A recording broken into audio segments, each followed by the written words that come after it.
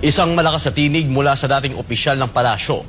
Walang ibang presidente sa kasaysayan ng bansa ang lubos na minahal ng taong bayan, lalo na ng pulis at militar, kundi si dating Pangulong Rodrigo Duterte. Ang dahilan, ang kanyang tunay na malasakit at walang kapantay na paninindigan para sa kapakanan ng mamamayan. Narito ang report ni Paul Montibon. Sa mata ng dating Presidential Legal Counsel na si Attorney Salvador Panelo, isang katotohanang hindi matututulan. Si dating Pangulong Rodrigo Duterte ang nag-iisang lider na labis na minahal at nirerespeto ng pulisya at sandatahang lakas. At nang lapastanganin siya, bakas sa pagluha ng mga opisyal at ordinaryong mamamayan ang sakit ng paglapastangan sa tao na itinuturing na ama ng bansa. Hindi katakataka yun. Hindi katakataka na umiyak yung mga yan sapagkat yan ay mga pulis natin, mga militar natin, inalagaan ni Presidente Duterte yan.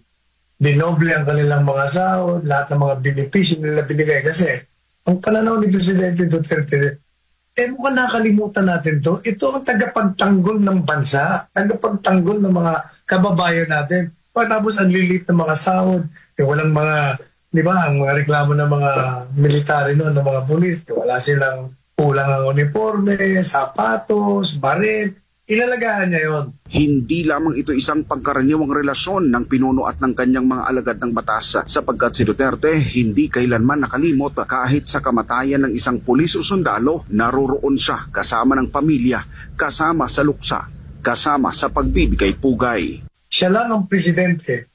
Siya lang ang presidente, naging presidente, na sa bawat namatay na militar, pulis, nasaktan, binibisita niya sa ospital, sa bahay, lahat. Kumbaga, pinakita niya ang pagmamahal niya. Naniniwala rin si Panelo na gustuhin man ng mga pulis at sundalo na tulungan at proteksyonan si dating Pangulong Duterte ay wala silang magagawa dahil tiyak na masasakripisyo ang kanilang trabaho. Sa kabilang banda, hindi naman matatawaran ang malawakang epekto ng mga pagsubok na ito sa mga pulis at militar. Ang kanilang mga luha ay hindi lamang emosyon, ito ay tila nagising na damdamin ng isang nagbabadyang bagyo na kailangan ng gobyernong paghandaan. Alam po ninyo, yung iyak na yan, yang simula ng iyak na yan,